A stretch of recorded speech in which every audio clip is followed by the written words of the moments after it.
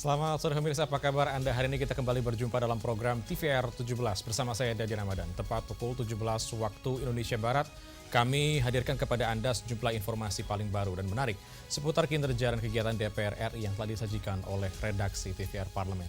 Dan pemirsa TVR Parlemen, inilah TVR 17 selengkapnya.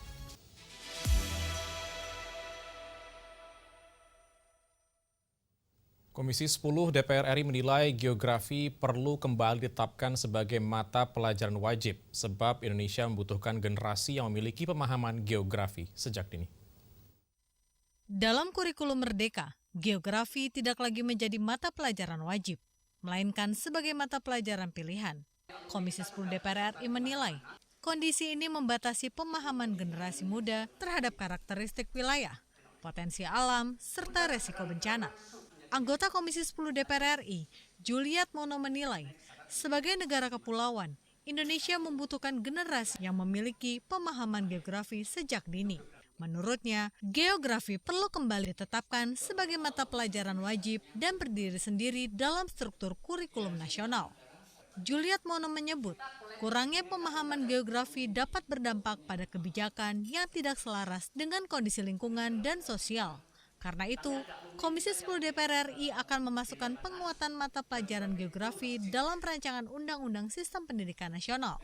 Karena dampak dari ketidakpahaman tentang persoalan geografi ini menyebabkan kebijakan-kebijakannya hampir tidak dilatar belakangi oleh perlunya menjaga ekosistem termasuk alam. Oleh karena ini sangat terkait.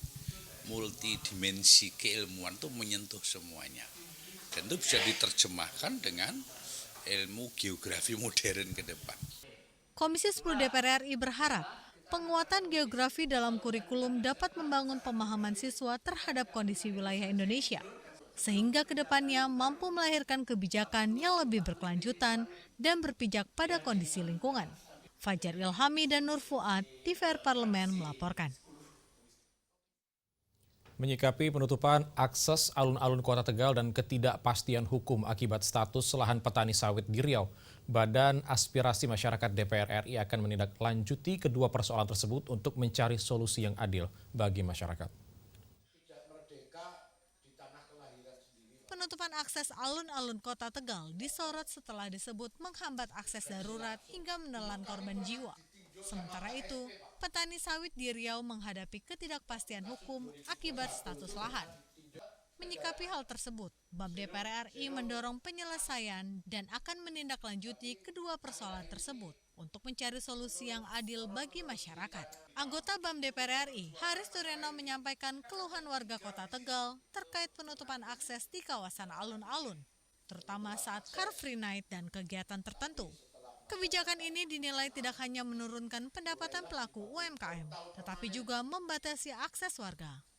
Haris menekankan pentingnya evaluasi, terutama terkait akses darurat yang beresiko terhadap keselamatan. Selain itu, BAM juga menerima aspirasi dari petani sawit di Riau yang menghadapi permasalahan status lahan. Warga disebut telah lama menetap dan menggarap lahan, namun kemudian masuk ke dalam kawasan hutan, sehingga menimbulkan ketidakpastian hukum. Yang sedang BAM perjuangkan, karena tentu harus ada penyelesaian yang secara sistemik dan masuk akal supaya tidak ada masyarakat yang dirugikan. Intinya dari BAM adalah menerima aspirasi dari masyarakat dan memperjuangkannya agar tentu masyarakat merasakan bahwa DPR RI ada manfaatnya untuk memperjuangkan kepentingan mereka. BAM menilai permasalahan ini memerlukan penyelesaian menyeluruh agar masyarakat tidak dirugikan oleh tumpang tindih kebijakan. Kedepan, BAM DPR RI akan mengkaji dan mendorong solusi yang lebih komprehensif dan berkeadilan. Julian, TVR Parlemen melaporkan. Komisi 3 DPR RI mengingatkan agar kebijakan mekanisme perampasan aset tanpa putusan pidana dalam rancangan Undang-Undang Perampasan Aset diterapkan secara hati-hati agar tidak memicu penyalahgunaan wewenang oleh aparat penegak hukum. Mekanisme perampasan aset tanpa putusan pidana atau non-conviction based dalam RUU Perampasan Aset dinilai perlu diterapkan secara hati-hati. Komisi 3 DPR RI mengingatkan agar kebijakan ini tidak memicu penyalahgunaan wewenang oleh aparat penegak hukum. Dalam rapat dengar pendapat umum, Perhimpunan Mahasiswa Hukum Indonesia atau Permahi mengusulkan agar mekanisme perampasan aset tanpa putusan pidana atau NCB dirumuskan secara akuntabel dan proporsional. Hal ini dinilai penting untuk mencegah potensi penyalahgunaan kewenangan dalam penerapannya. Anggota Komisi 3 DPR RI, Rikwanto, menyambut baik masukan tersebut. Menurutnya, mekanisme NCB tidak bisa berdiri sendiri, melainkan harus didasarkan pada adanya perkara pidana.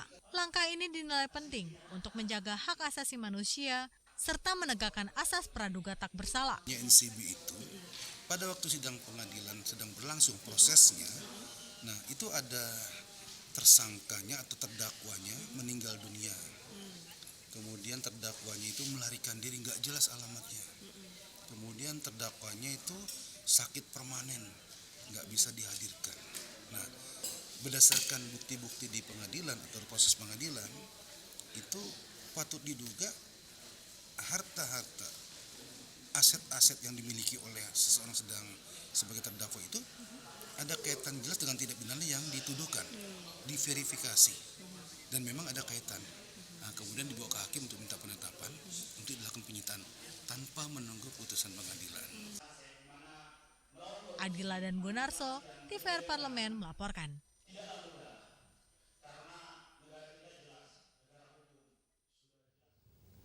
Pemirsa, DPR RI memandang pekerja ekonomi gig sebagai wajah baru dunia kerja yang harus dilindungi dengan kepastian hukum yang jelas dan berkeadilan. Di tengah fleksibilitas yang ditawarkan, mereka tetap berhak atas jaminan sosial, perlindungan kerja, dan kepastian penghasilan yang layak. Informasi selengkapnya akan kami hadirkan sesaat lagi. Tetaplah bersama kami di TVR 17.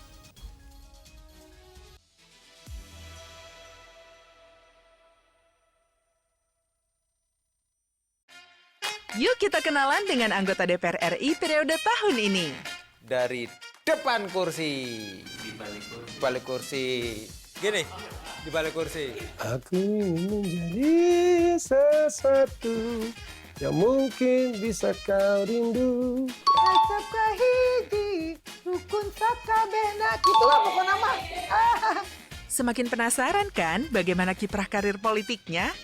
Hanya di TVR Parlemen. Kalau sakit sampai 2 minggu on off kayak gitu kira-kira. Ya kalau 2 minggu gitu sih bisa jadi karena virus. Tadi sempat periksa dulu. Oh gitu. Oh, agak menggigil. Ya? Agak flu. Oh, Sering lonely maksudnya. Ada juga dok yang aku baca 6 bulan batuk nggak sembuh-sembuh. Normalnya itu berapa lama sembuh? Karena nggak mungkin virus itu infeksinya 6 bulan. Semester itu ya? Semester. 1 semester, udah bisa bayar UKT. Bayar SPP dulu. Bayar SPP dulu. Virus itu bayar SPP itu. Juga ya kalau untuk orang dewasa ya kan memang dewasa itu juga ada vaksinnya. Vaksin influenza gitu. Tuh, batuk dianjurkannya kan. 1 tahun sekali. Oh, sekali. Kan batuk nggak? Enggak sih. Mama? Ini batuk nih banyak yang lepas nih. Apa tuh? Banyak tunggakan. Ya intinya lah jaga iman, jaga imun. Hai,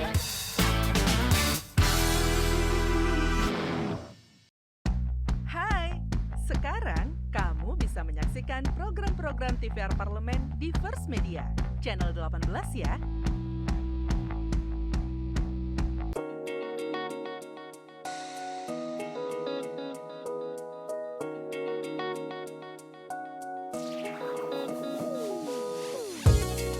Kehadiran mereka tidak hanya mewakili suara perempuan, tetapi juga membawa perspektif yang beragam serta pengalaman hidup yang unik ke dalam proses pembuatan kebijakan.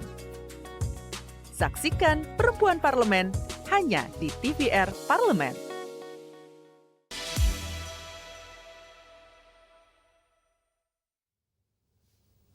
Kembali di TVR 17, pemirsa, negara tidak boleh abai karena di balik setiap layanan yang kita nikmati ada keringat para pekerja yang menggantungkan hidupnya pada sistem yang belum sepenuhnya berpihak. Oleh karena itu, DPR RI mendorong lahirnya regulasi yang adil dan adaptif agar setiap pekerja gig dapat bekerja dengan rasa aman dan bermartabat.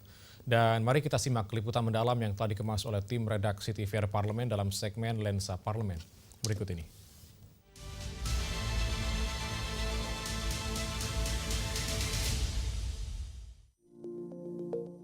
Seiring berkembangnya ekonomi digital di Indonesia, turut mengubah pasar kerja di Indonesia dengan munculnya fenomena ekonomi gig. Ekosistem kerja gig bisa berdasarkan pada lokasi fisik atau geografis, maupun secara jarak jauh atau online. Pekerja ekonomi gig termasuk pekerja informal, namun berbeda dengan pekerja informal konvensional. Pekerja ekonomi gig adalah generasi baru dari sektor informasi digital. Keberadaan pekerja ekonomi gig dengan berbagai pertimbangan dan resikonya mendorong anggota DPR RI mengusulkan RUU yang mengatur pekerja ekonomi gig. Usulan RUU tersebut diterima dan telah disepakati masuk prolegnas prioritas 2026. Dalam proses penyusunan RUU pekerja ekonomi gig, Badan Legislasi menghadirkan salah satu sektor ekonomi gig, yaitu pengemudi dan kurir online untuk memberikan gambaran faktual di lapangan. Bob Hasan menegaskan, pentingnya penyusunan RUU tentang pekerja ekonomi gig untuk melindungi pengemudi dan kurir online, mengingat kontribusi mereka mendukung pertumbuhan ekonomi digital. Sayangnya, mereka masih menghadapi berbagai kerentanan, misalnya sistem algoritma yang tidak transparan dan belum adanya kejelasan status hukum dalam sistem ketenagakerjaan nasional, termasuk perlindungan sosial dan pemberian tunjangan. Menurut Bob, RUU ini akan mempertimbangkan bentuk hubungan kerja yang tepat. Melalui RUU ini, Balik ingin memastikan tidak ada lagi praktik ekonomi gig yang merugikan satu pihak, melainkan setiap pihak mendapatkan perlindungan yang adil. Tidak boleh lepas daripada realitas, Pak. Jadi sudah cukup lama teman-teman driver online itu memperjuangkan. Nah, jadi ini caranya adalah apa? Harus terbentuk sebuah undang-undang, Pak. Dan undang-undang ini harus berkepastian dan berkeadilan. Jadi apakah nanti kemitraan, apakah nanti akhirnya menjadi seperti pekerja dan sebagainya, undang-undang akan memutuskan dan memastikan itu. Sehingga tidak ada kemitraan yang curang, atau boleh jadi kalau sudah jadi undang-undang tidak lagi jadi kemitraan tetapi sudah menjadi status yang tepat, yang memiliki kedudukan hukum yang kuat dan dilindungi oleh undang-undang. Pelibatan para pelaku ekonomi gig di lapangan dan kalangan akademisi dalam penyusunan RUU tentang pekerja ekonomi gig membantu Balik DPR RI merumuskan regulasi yang tidak hanya responsif dan administratif, melainkan juga menjawab persoalan konkret dan kepastian hukum yang bisa diterapkan secara efektif di lapangan. Tim Liputan TVR Parlemen.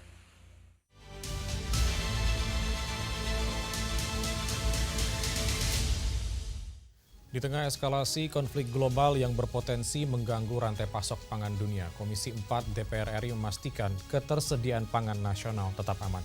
Informasi selengkapnya akan kami hadirkan sesaat lagi. Tetaplah bersama kami di TVR 17.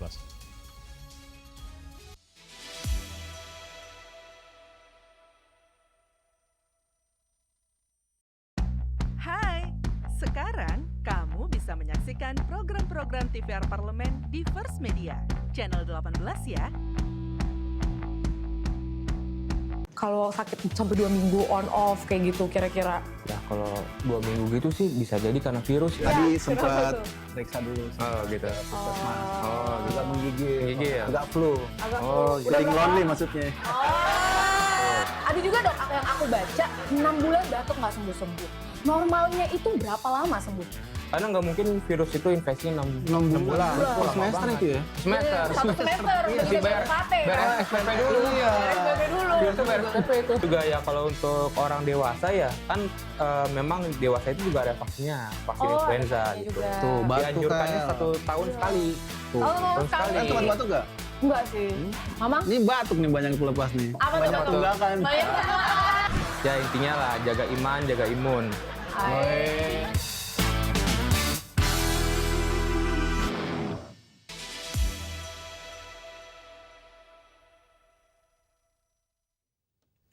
Kembali di TVR 17, pemirsa, dalam rapat kerja dengan Menteri Pertanian, Komisi 4 DPR RI mendorong adanya langkah penguatan produksi dalam negeri, cadangan pangan, serta kelancaran distribusi menjadi fokus utama guna menjaga stabilitas pasokan dan harga bagi masyarakat.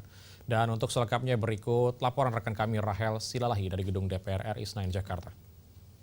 Ya baik, terima kasih kasih. Pemirsa, saat ini saya sedang berada di Gedung Nusantara DPR RI, di mana Komisi 4 baru saja melaksanakan rapat kerja dan rapat dengar pendapat bersama dengan Menteri Pertanian, Kepala Bappenas, Menteri KKP, Dirut Perum Bulog, Dirut PT Pupuk, dan Dirut PT RNI atau IDFood. Di sini saya bersama dengan Ibu Endang Setiawati, selaku anggota Komisi 4 dari fraksi Gerindra Dapil Jawa Barat 3. Halo Ibu, selamat siang. Apa kabar? Selamat siang, baik. Terima kasih nih atas perhatiannya.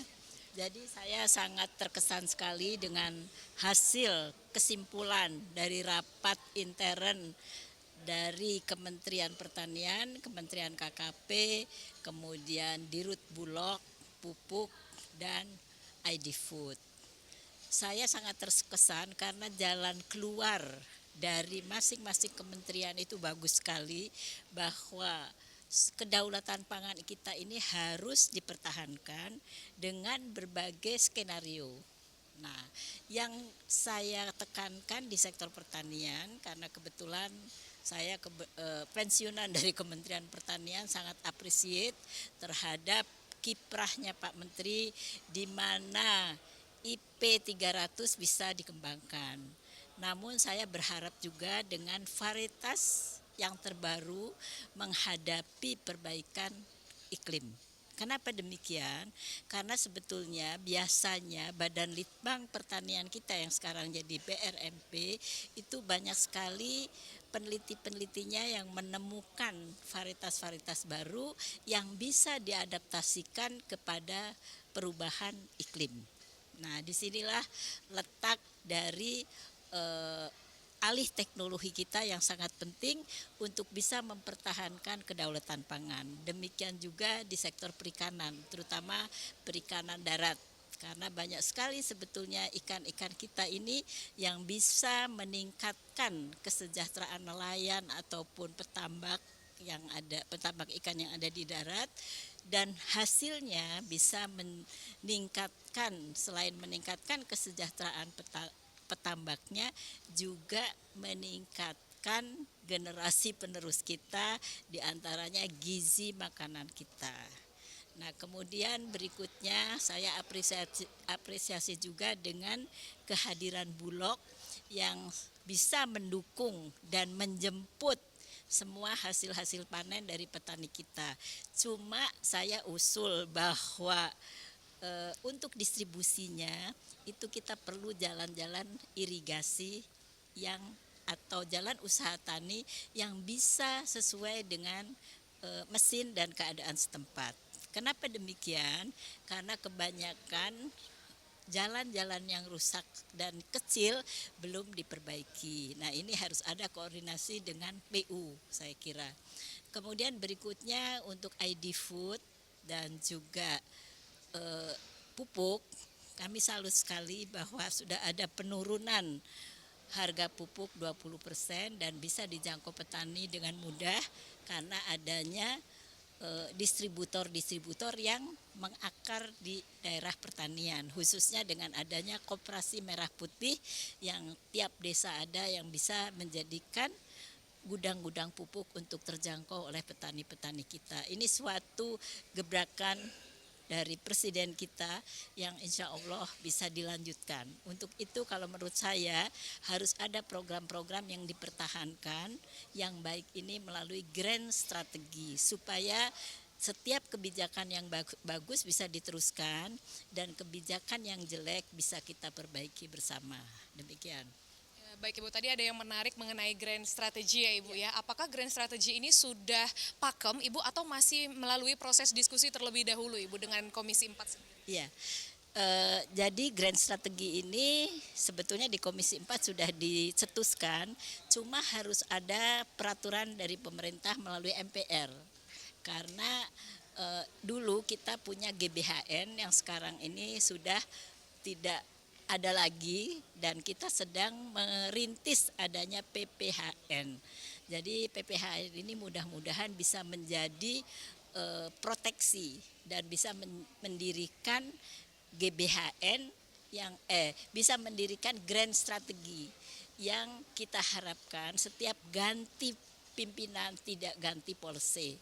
Jadi yang baik-baik itu harus diteruskan melalui grand strategi gitu. Berarti dari rapat ini tadi memang dapat kita simpulkan bahwa Indonesia ini mengalami kemajuan pesat ya Ibu ya. Luar biasa. Tapi dengan keadaan El Nino sekarang Ibu dan juga konflik di Timur Tengah, apakah ketahanan pangan kita ini masih tergolong stabil atau bagaimana Ibu?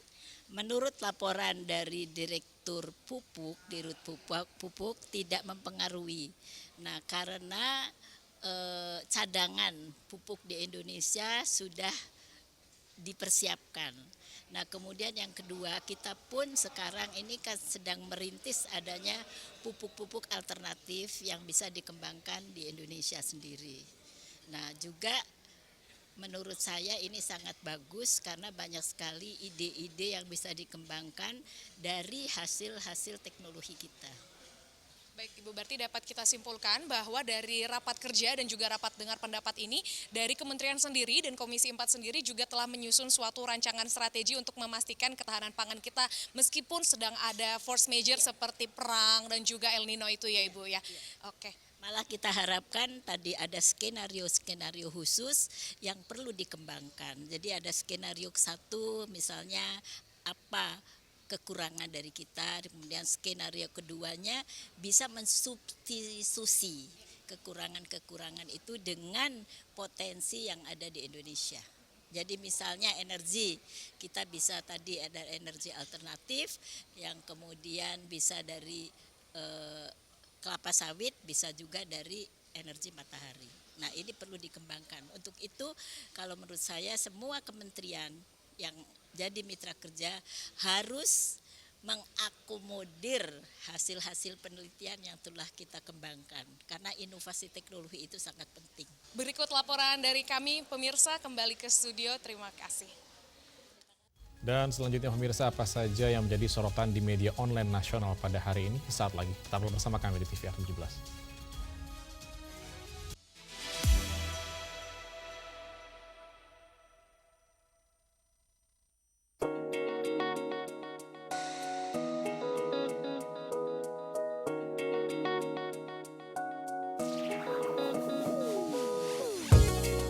Kehadiran mereka tidak hanya mewakili suara perempuan, tetapi juga membawa perspektif yang beragam serta pengalaman hidup yang unik ke dalam proses pembuatan kebijakan. Saksikan Perempuan Parlemen hanya di TVR Parlemen. Hai, sekarang kamu bisa menyaksikan program-program TVR Parlemen di First Media, channel 18 ya.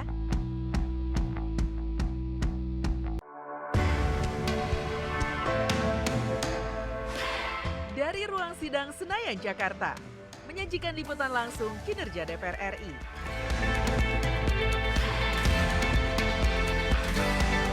Dialog mendalam, investigasi, dan profil wakil rakyat. TVR Parlemen kini hadir 24 jam.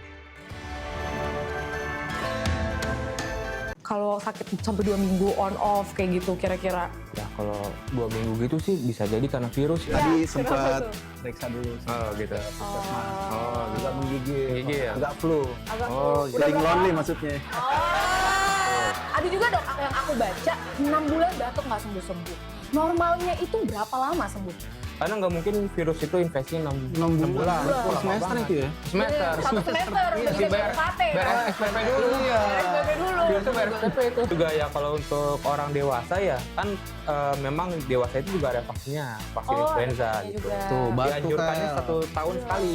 Tahun sekali. Kan teman batuk nggak? Enggak sih. Mama? Ini batuk nih banyak pelepas nih. Apa banyak tuh? tunggakan. Ya intinya lah jaga iman, jaga imun.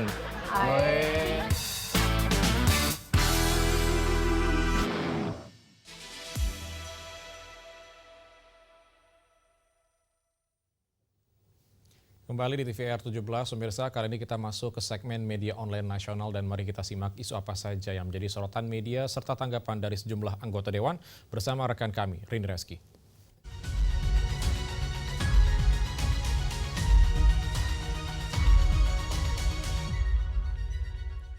Selamat sore pemirsa dan terima kasih rekan Dadi. Kita masuk ke segmen media online nasional. Berita pertama yang menjadi headline di media online nasional pada sore hari ini yaitu mengenai Komisi 13 DPR RI yang menekankan perlindungan agraria dan juga percepatan Permen Pembela HAM.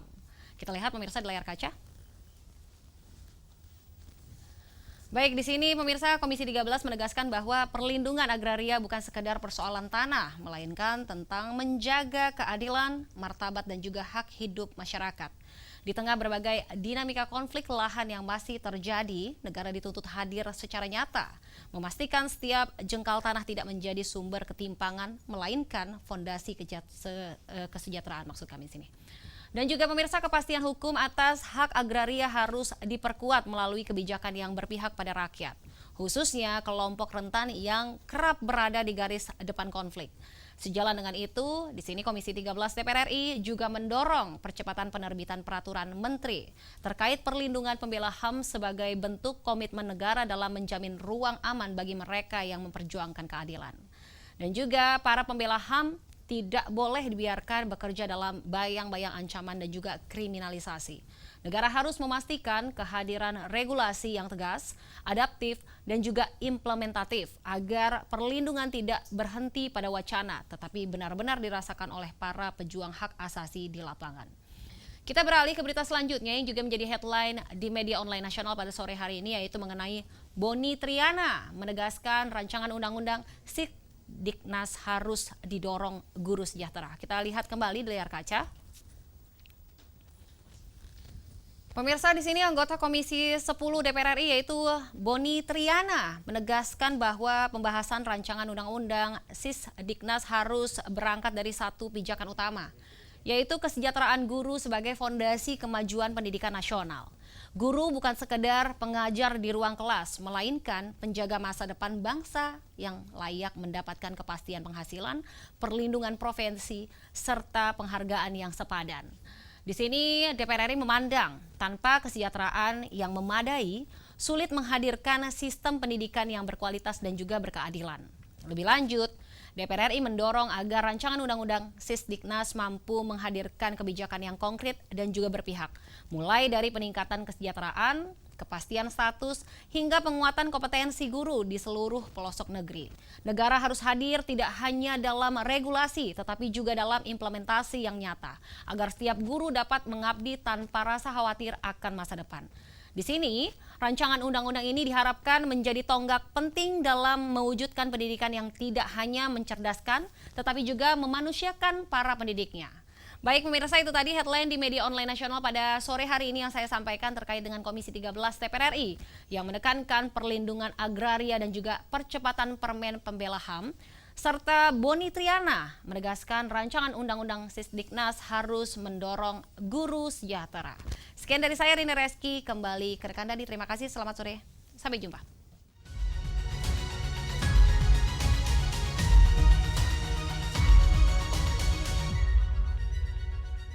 Baik, terima kasih rekan Rini yang telah menyampaikan sejumlah update sorotan dari media online nasional pada sore hari ini. Dan pemirsa, tentunya segmen media online tadi sekaligus menutup program TVR 17 edisi sore hari ini. Saya Dadi Ramadan beserta seluruh kru TVR Parlemen yang bertugas mengucapkan terima kasih dan pamit undur diri dari hadapan Anda. TVR Parlemen, referensi Indonesia. Selamat sore.